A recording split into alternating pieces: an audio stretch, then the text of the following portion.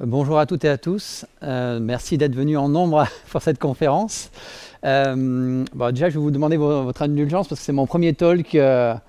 Bon, en plus, sur un format 15 minutes, donc ça devrait le faire. Je vais essayer de ne pas parler trop vite parce que c'est pas facile de timer tout ça. Donc, je vous remercie Olivier qui m'a accompagné pour la structuration de tout ça et les essais. Donc, je vais me présenter rapidement. Donc, je m'appelle Olivier Desbert. Voilà. Je m'appelle Olivier Desbert, j'habite à Montlouis-sur-Loire et j'ai en charge le SI d'un institut de recherche à Paris qui travaille sur les maladies rares. J'ai aussi un passé en parallèle de bénévole dans des ONG comme la Chaîne de l'Espoir et Télécom sans frontières où j'avais des actions au niveau IT, notamment on intervenait après des catastrophes naturelles, des conflits armés, pour remettre en place des infrastructures télécom ou un mini SI pour éviter que les locaux, ou les pays locaux soient dans le flou ou dans le noir en attendant que les opérateurs locaux remettent en place des infrastructures. Je vais aborder dans cette conférence un aspect reconditionnement une idée en fait qui m'est venue en tête pendant le confinement. Je développerai un petit peu plus tard au travers du collège de mon fils à Montlouis. Mais avant, je vais introduire deux aspects, des chiffres au niveau écologique par rapport à l'impact du numérique au niveau écologique, et notamment les ressources nécessaires pour la production d'un ordinateur portable, un laptop de 2 kg. Donc 2 kg, c'est les laptops que vous pouvez avoir quasiment partout. Donc vous voyez qu'en gros, 22 kg de produits chimiques, 240 kg d'extraction de combustible, 1,5 tonne d'eau, j'ai mis des points de suspension voilà, sans oublier les aspects géopolitiques, le travail des enfants, les aspects géopolitiques, la raréfaction des métaux, voilà, tous ces ensembles qui ont un impact sur la production de machines neuves. Et un deuxième, je voulais aussi mettre, bon, ça n'a pas trop de lien, mais bon, c'est quand même un impact écologique du numérique. Je voulais quand même le mettre dans les slides. C'est que lors du confinement de 2020, la Commission européenne a demandé à Netflix et YouTube de dégrader la qualité de diffusion de ces vidéos parce qu'on arrivait à la saturation des bandes passantes et surtout la saturation même des fibres. Alors je crois que c'est la loi de Shannon, il me semble, de mémoire. C'est qu'en fait, la bande passante que pouvait véhiculer la fibre, elle était saturée tellement il y avait de demandes. Donc la Commission européenne elle leur a demandé de dégrader la qualité de diffusion de leurs vidéos. Donc voilà, c'est pour illustrer rapidement un peu les impacts écologiques de l'usage du numérique et notamment par rapport à la production de machines neuves.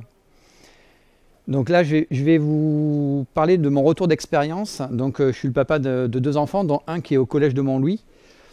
Et pendant le confinement, le département a attribué ou donné 90 PC à des jeunes parce qu'ils n'avaient pas de matériel chez eux. Il s'est avéré que les 90 PC n'ont pas suffi à couvrir les demandes de tous les élèves. Donc je me suis dit, mais c'est pas possible, comment font les gens, comment font les parents ou les enfants pour suivre cet enseignement s'ils ont juste un smartphone chez eux. La plupart du temps, donc, ils ont un smartphone ou plusieurs smartphones, ils n'ont pas forcément une bonne connexion Internet, ils n'ont pas forcément d'équipement, ou s'ils ont un équipement, c'est un équipement qui est partagé pour toute la famille. Donc comment ils ont pu gérer ce confinement pour continuer l'apprentissage?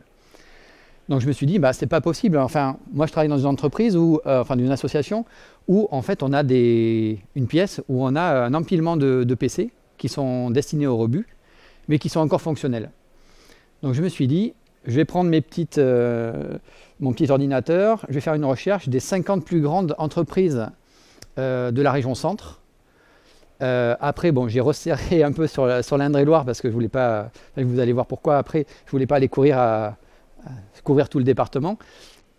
Donc j'ai écrit à une vingtaine en gros d'entreprises d'Indre-et-Loire, des TPE et des grandes entreprises, pour leur dire, écoutez, voilà, vous avez des machines dans vos bureaux qui sont au rebut, qui vont être destinées à la destruction, mais qui sont encore fonctionnelles. Moi, je suis prêt à vous en débarrasser. Enfin, on peut essayer de trouver, voir comment on peut s'arranger. Je les collecte et puis voilà, on voit ce qu'on en fait après. L'idée aujourd'hui, c'est de collecter ces machines, de remplacer deux pièces essentielles à mon avis sur un laptop, c'est la batterie et le disque dur. Parce que la plupart du temps, c'est des disques mécaniques, donc ça serait de remplacer le disque mécanique par un disque SSD. Et au-delà de ça, c'est de pouvoir,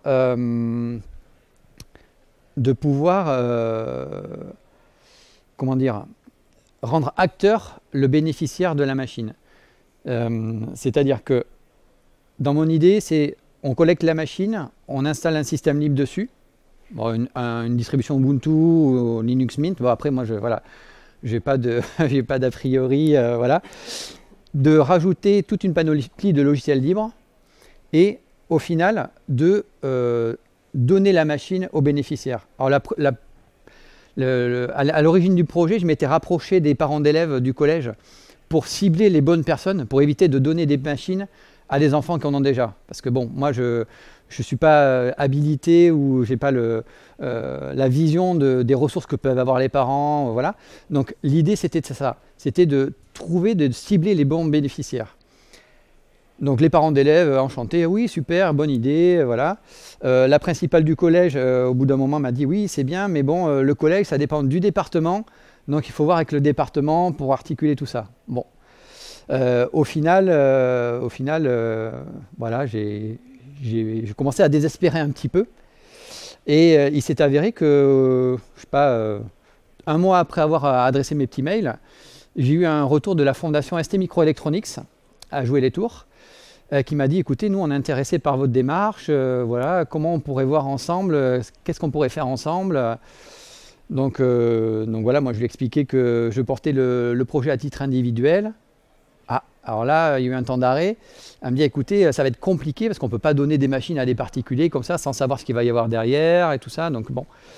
Et en parallèle de ma démarche, je reviendrai sur ST Microelectronics, mais en parallèle de ma démarche auprès des grandes entreprises, j'avais contacté la mairie de Montlouis, qui avait un budget participatif qui a été émis par la municipalité sur des aspects IT, et en parallèle aussi la Banque des Territoires qui avait lancé un appel à projet. Donc j'ai répondu à ces deux appels à projet, et de la même façon, je me suis fait retoquer en disant bah, écoutez, vous êtes gentil, mais vous portez ça à titre individuel, on ne va pas vous donner de l'argent ou vous accompagner alors que vous êtes tout seul, quoi. Donc j'ai réfléchi et en fait je me suis adossé entre guillemets en tant que bénévole au centre social et culturel de Montlouis pour avoir une structure qui pourrait porter le projet en fait. Donc du coup en tant que bénévole du centre social, j'ai pu revenir vers la fondation Microelectronics qui m'a dit bah, écoutez oui pas de problème, on se rencontre une première fois, on voit ce que vous avez besoin et tout ça. Donc j'ai rencontré une première fois la responsable RH de la fondation qui m'a dit bah, écoutez, très bien, je vais voir avec les équipes IT ce qu'ils peuvent vous proposer, ils vont vous recontacter. 2 semaines après, le DSI de l'IT me rappelle en me disant bah, qu'est-ce que vous voulez? Alors là, j'étais un peu pris de court parce qu'il me dit en gros, c'est comme s'il me proposait un catalogue, choisissez ce que vous voulez, des fixes, des écrans, des laptops. Bon. Du coup, j'étais un peu pris de court. J'ai dit bah, écoutez, une vingtaine de laptops pour commencer, moi ça me suffit, ça serait très bien.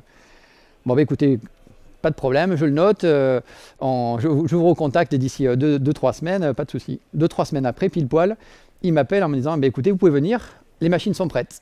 Parce qu'il fallait en fait qu'il y ait une procédure qu'ils appliquent pour effacer les disques, parce qu'ils ont des données confidentielles sur les disques.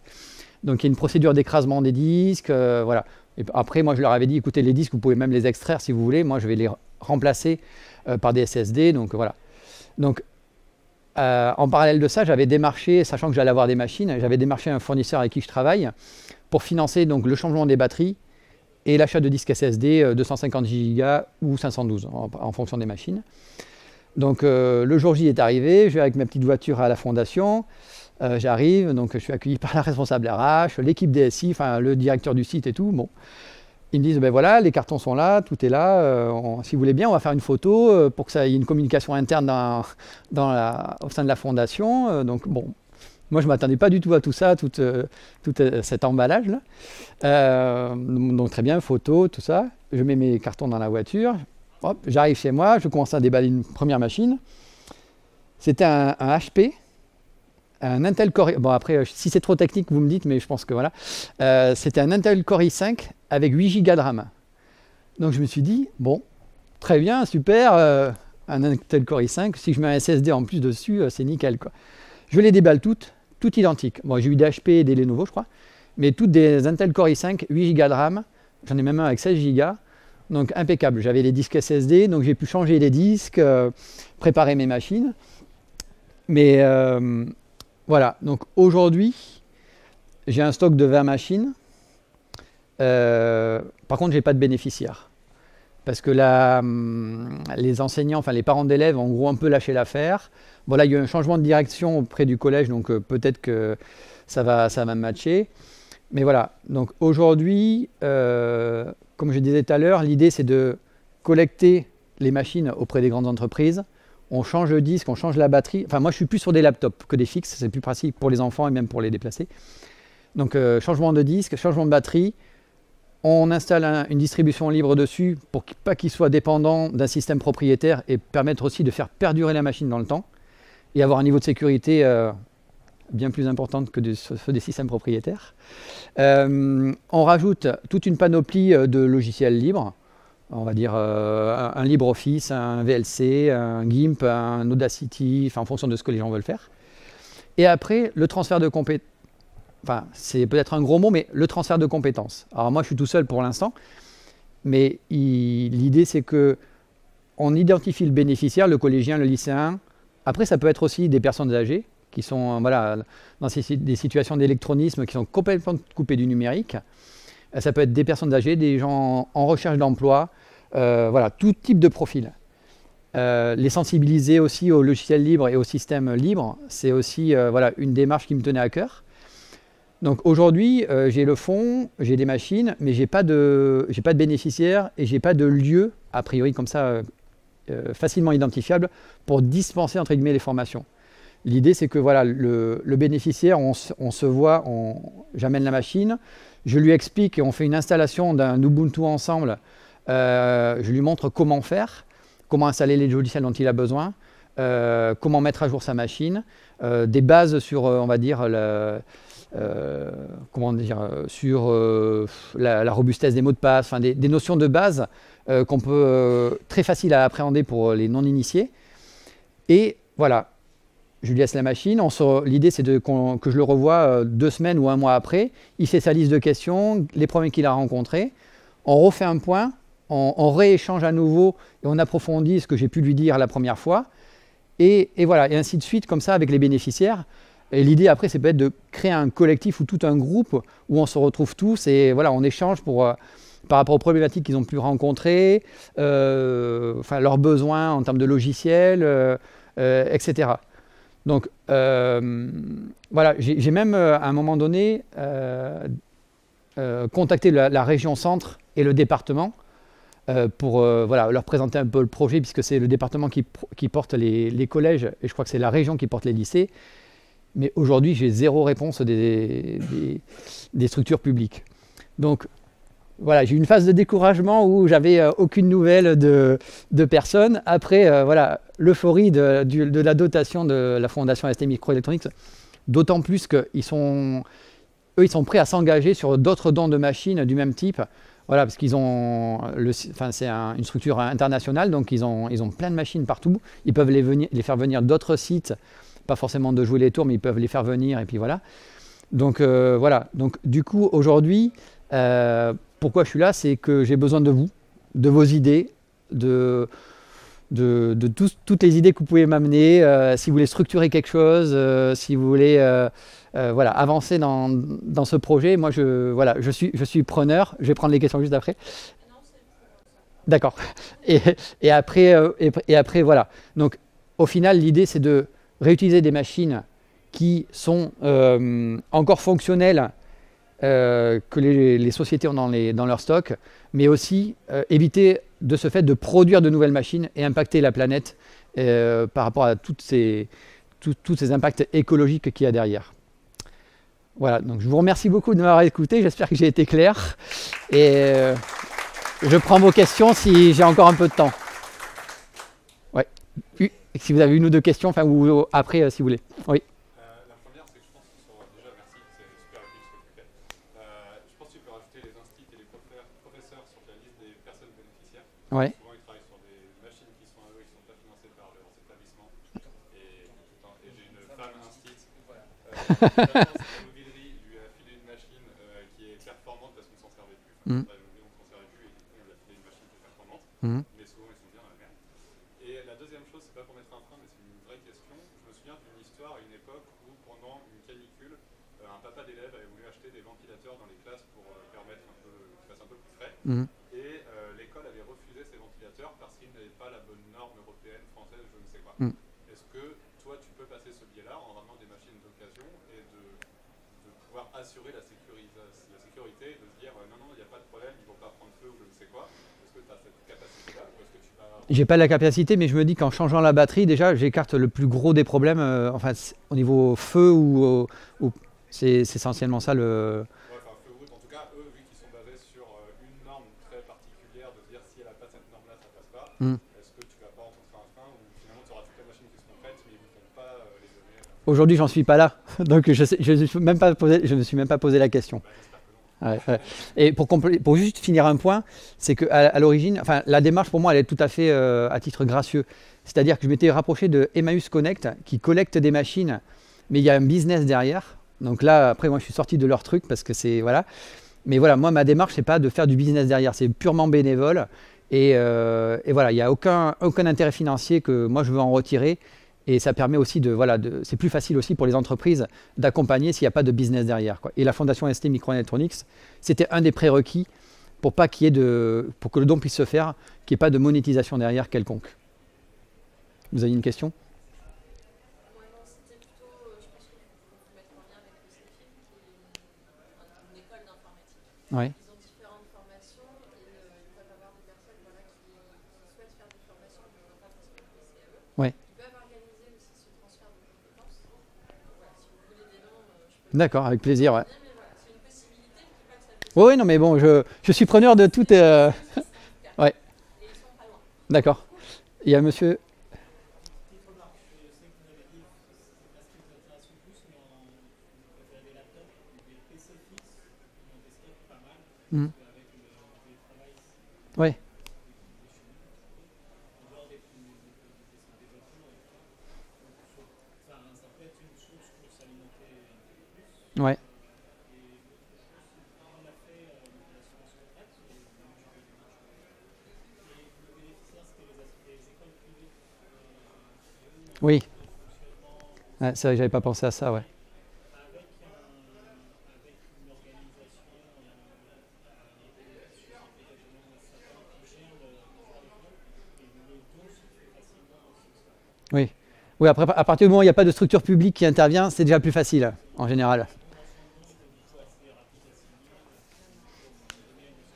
Ouais. Mais le département et la région, moi, j'étais attristé qu'ils répondent même pas parce que c'est d'autant moins d'argent qu'ils ont à financer pour les établissements. Enfin, on marche sur la tête, quoi. Oui, oui, tout à fait, ouais. Ouais.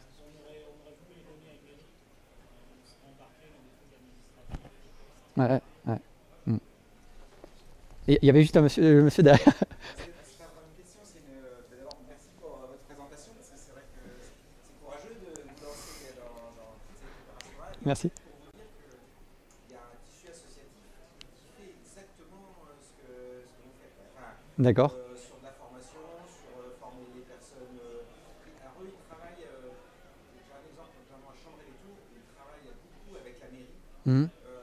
Notamment le centre social pour fournir des machines à des gens qui n'ont pas les moyens à la fois en formation et financiers, et qui les accompagnent, qui les forment. Enfin, il y a beaucoup de gens qui font ça, et ils sont assez organisés, et ils seraient super contents Ouais. de discuter avec vous et de voir si vous avez... Voilà. Si ça vous ennuie pas, parce que ça va être compliqué pour moi de tout. J'ai mis mon adresse mail en haut, fifrelin@riseup.net. si ça ne vous ennuie pas de me faire un petit mail avec les informations que vous avez pu évoquer, ça serait gentil de votre part. Et après, pour Oui. la connectivité, c'est vrai qu'il faut aller, c'est du relationnel, il faut aller taper peut-être à Montlouis. Oui, enfin, à Montlouis, j'ai abandonné parce que j'ai même eu une action, alors je suis désolé, je vais dépasser un peu le temps, mais j'ai même eu une action auprès de l'école de mon fils où en fait je suis allé pour faire la maintenance des PC qui ne démarraient plus du tout. J'ai été convoqué par la mairie en me disant, j'avais l'accord du directeur, hein. J'ai été convoqué, j'ai reçu un courrier de la mairie me disant, écoutez, c'est quoi votre démarche? Vous n'avez pas d'habilitation à intervenir sur les machines? Je dis, mais attendez, les enfants, ils ont 1 heure d'informatique par semaine. Sur les 1 heure d'informatique, ils tapent 3 caractères pour taper le mot de passe et ça s'arrête là parce que tellement la machine elle est lente à démarrer et elle ne démarre pas. Donc bon, au final ça a eu son effet puisqu'ils ont renouvelé le parc mais ils sont repartis sur des machines Windows, ça leur a coûté une fortune, enfin bref. Donc voilà, moi il y a des trucs qui me hérissent alors qu'on peut faire à titre gratuit, enfin voilà. C'était pas une démarche de rentrer dans l'école mais bon, bref, voilà. En tout cas ouais, je note le point. Ouais. Oui. D'abord, félicitations pour votre initiative. Merci. Je suis étonné que vous ayez du mal à trouver des bénéficiaires. En fait, ça rentre en résonance avec ce que j'ai fait hier dans la société dans laquelle tu m'emploies, une petite PME tourangelle. Je gère le parc, je suis administrateur système et on avait des iMac de 2010. On en avait 5. 2010, c'est une éternité dans l'informatique, mais c'est mais bon. all-in-one et en fait, il marche bien. Et j'ai proposé une tombola au personnel pour ceux qui étaient intéressés. Je pensais qu'il n'y aurait personne. En fait, il y avait plus de demandes que d'offres. Ouais. On est 20 et c'est 5 iMac qui sont partis tout de suite. Et finalement, les usages des gens, c'était ma petite cousine, elle est étudiante, dans son appart d'étudiante, elle a besoin d'un ordinateur, c'est cool, ça fait le job. Ma grand-mère, je vais essayer de la reconnecter, ce que vous disiez. Et je trouve ça fou qu'en fait, vous ne trouviez pas de bénéficiaires. Aujourd'hui, je n'ai pas de contact qui me permet de trouver le bon bénéficiaire. Parce que comme je disais tout à l'heure, je ne veux pas que la machine elle soit donnée à des gens qui ont déjà 10 machines chez eux, quoi. Pour moi, c'est ridicule, quoi. Ouais. Donc voilà, peut-être qu'après... La demande existe, enfin, en tout cas, c'est un laptop, vous pouvez trouver... Oui. Bah après, j'ai même contacté des associations du libre. Alors, je ne sais pas s'il y en a des représentants ici, mais c'est encore plus compliqué. Enfin, dès que c'est basique, ça les dépasse. Enfin, ils n'ont pas envie de s'emmerder, quoi. Donc bon, oui. Pourquoi avoir choisi d'améliorer les machines avec des SSD au lieu de garder des disques durs et des DLNA? Est-ce que ça n'aurait pas été plus écologique justement de les garder les anciens, même s'ils sont un peu plus lents? Non, en fait, mon idée c'était comme je récoltais des laptops, comme c'était pour des collégiens, en général ils les déplacent, voilà. Un disque mécanique, je sais pas, ils lancent une vidéo, ils déplacent la machine en même temps où le disque, voilà, au bout d'un moment, ouais. Et puis là, les machines, elles ont 4 ou 5 ans. Donc voilà, le disque mécanique, je pense qu'il a vécu sa vie, quoi. Mais je leur avais demandé, parce qu'ils ont une filière, je pense, de reconditionnement chez ST, Microelectronics, justement pour se débarrasser de ces déchets électroniques. Donc moi, je leur avais dit, écoutez, vous enlevez les disques directement. Bon, ils n'ont pas voulu, ils ont préféré appliquer la procédure d'effacement, mais voilà. Oui.